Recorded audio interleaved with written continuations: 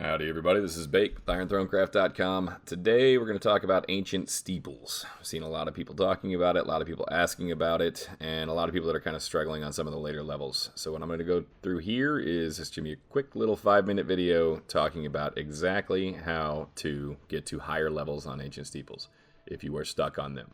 So I'm not going to be able to show you me hitting the steeples because I've cleared all of them, and apparently you can only auto-clear. You can't march anymore after that. But the important thing to note is those rules up in the top right. Number 4 right there is a big one. All deputy effects are fixed at 10%. Face-off won't be applied. Deployable troops are set based on your command center's deployable troops and your hero's buffs. Now if you look at this, all of them are equal now. So see that? They all get a massive amount of HP increase, and it's just mixed 3 types. There's no longer siege in it at the higher levels. If you're still stuck on ones that still have siege in them, it's usually easier to use siege. Not really going to get into that because most of what I've seen ask them as that. First and foremost, hero houses. Hero houses are massively important.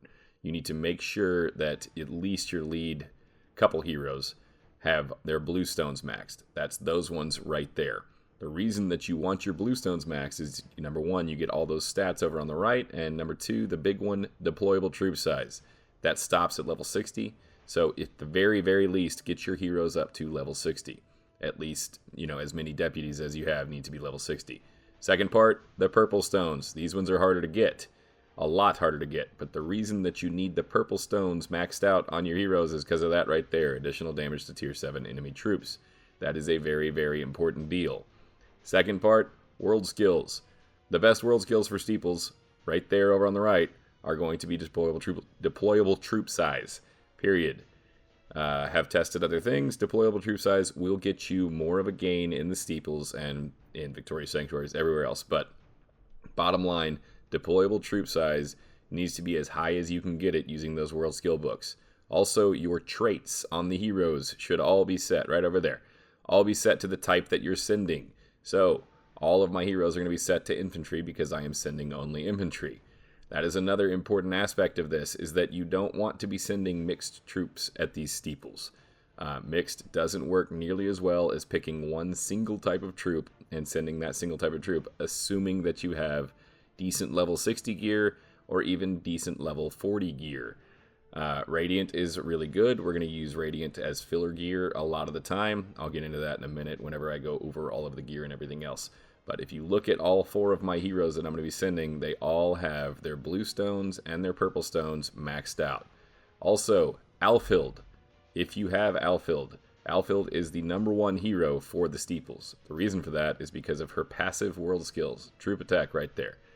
Alfild's passive world skills are the only ones that you get to use against steeples. So she gets extra attack over every single other hero in the game.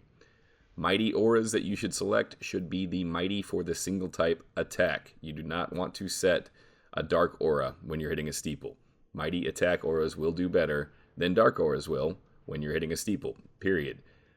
Removing a small amount of HP from that massive HP buff that steeples are getting, as we looked at, just isn't going to do nearly as much as adding attack to the small amount of troops that you get to send.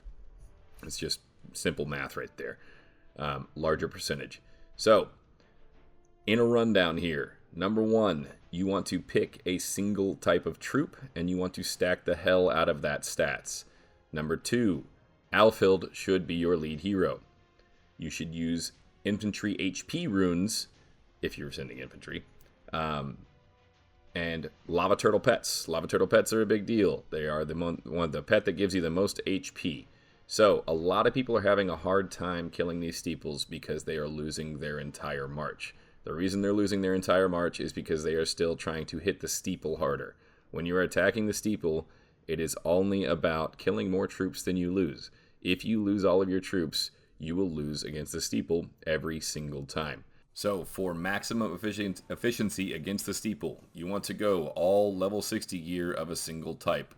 If you don't have all level 60 gear, fill in with Radiant where you don't have level 60 gear. If you are losing too many troops, if all your troops are dying, start adding in Crimson Steel gear.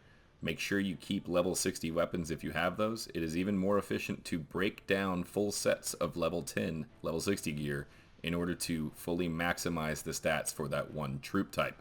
So, rundown, quick. You want to make sure that you've got your blue stones maxed out on at least your lead hero. Your purple stones as far as you can as well. You want to make sure that your world skills are set to deployable troop size.